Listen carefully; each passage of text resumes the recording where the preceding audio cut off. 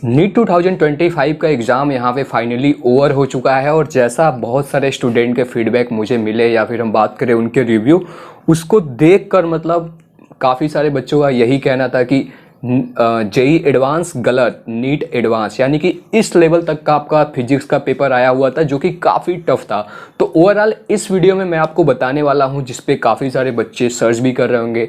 सो नमस्ते, मेरा नाम है ऋतुराज सिंह। पिछले 5 सालों से नीट एंड जेई एस्पिरेंट्स को मैं गाइड करते आ रहा हूं अपने इस चैनल पे स्टूडेंट्स बच पे।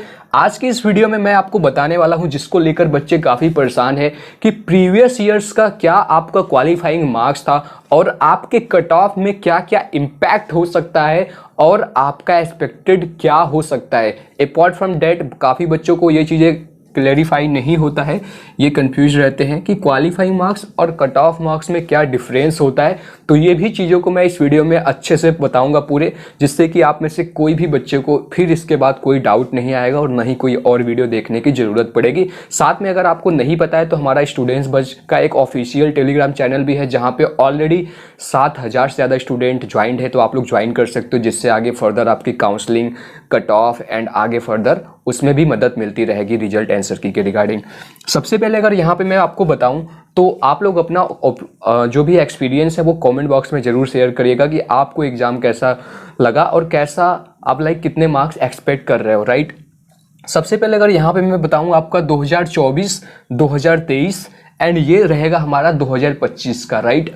अगर यहाँ पे मैं बताऊं हर एक कैटेगरी वाइज, राइट, ये जनरल हो गया, ये ईडब्ल्यूएस, ओबीसी, एससी, एसटी, तो जो 2024 में एनटीए का ऑफिशियल अगर मैं बात करूं यहाँ पे क्वालिफाइंग मार्क्स, मतलब अगर आप इतने मार्क्स लाते हो तो आप किसी भी काउंसलिंग के लिए एलिजिबल हो जाते हो और बहुत सारे कोर्सेज में आपको एडमिशन के लिए आप एलिजिबल हो जाते हो, क्वालिफाई आपका नीट हो जाता है। इसका मतलब ये होता है, बट इसका ये मतलब बिल्कुल भी नहीं होता कि आप ये जस्ट क्वालिफाई मार्क्स को क्लियर कर रहे होगे या फिर इससे आपका ज़्यादा मार्क्स आ रहा है और आपको एमबीबीएस या फिर कोई भी कोर्सेज में एडमिशन मिल जाएगा। वो आपका दूसरा फैक्टर होता है जिसे हम कहते हैं कट ऑफ, बेसिकली कितने मिनिमम मार्क्स तक मुझे कोर्सेज में एडमिशन मिल जाता है। तो ये चीज़ें आपको समझना बहुत ज़रूरी हो जाता है। सबसे पहले अगर यहाँ पे मैं बताऊँ तो देखो, ये लास्ट ईयर यानी कि 2024 का जो रिवाइज यानी कि जो पेपर लीक के बाद रिवाइज वाला रिजल्ट आया था वो मैं बात कर रहा हूँ। ये ऑफिशियल एनटीए का डाटा है।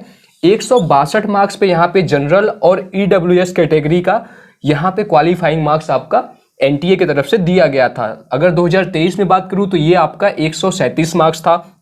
ओबीसी कैटेगरी के लिए अगर मैं बताऊं आपको तो लास्ट ईयर आपका 127 मार्क्स था, रिवाइज वाला जो फाइनल आया हुआ था, और 2023 में आपका 107।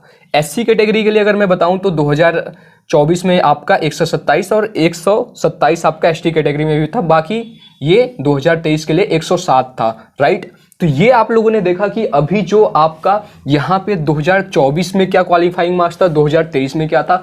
अगर यहाँ पे 25 की बात करूँ, अब इसमें बहुत सारे फैक्टर भी आपके इन्वॉल्व रहते हैं। सबसे पहले बात तो यही कह जाते हैं कि पेपर का जो डिफिकल्टी लेवल, जो कि अगर आप प्रीवियस ईयर्स में देखेंगे तो उतना ज़्यादा जो फिजिक्स का अगर मैं बात करूँ तो वो चीज़ें नहीं था जो इस साल, यानी कि काफ़ी सारे बच्चों का ऐसा है कि यार जेई एडवांस लेवल तक का यहाँ पे पेपर आया हुआ था। क्योंकि मैं जेई एडवांस का एस्पिरेंट रह चुका हूँ तो वो चीज़ों को बहुत अच्छे से ऑब्जर्व और समझ सकता हूँ कि आपका जो जेई एडवांस का नॉर्मल क्वेश्चंस रहते हैं, अगर मैं फिजिक्स की बात करूँ तो एक क्वेश्चन को सॉल्व करते हो, और आपके नीट के जो बेसिक अगर मैं बात करूँ फिजिक्स का न्यूमेरिकल, जेई एडवांस का एक क्वेश्चन लगभग आप इतने में, जो नॉर्मल अगर मैं बात करूँ नीट के 20 क्वेश्चन भी सॉल्व हो जाते हैं। और बाकी इसका लेवल तो अलग ही नेक्स्ट लेवल पे रहता है।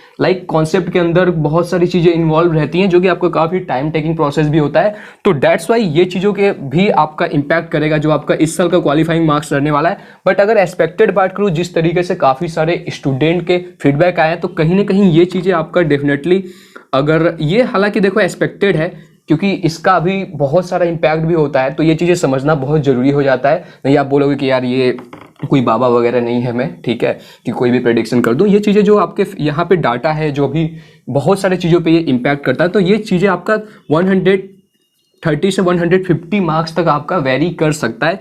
क्योंकि ऑब्वियस सी बात है, पेपर की डिफिकल्टी लेवल बढ़ी है जो कि सभी नीट एस्पिरेंट्स के लिए इक्वल रहने वाला है। दूसरी बात, इनके लिए अगर आप जाओगे तो हो सकता है ये भी सेम लगभग आपका उतना ही रहता है, क्योंकि यहाँ पे अगर आप देखोगे तो ये दोनों कैटेगरी में सेम रहता है।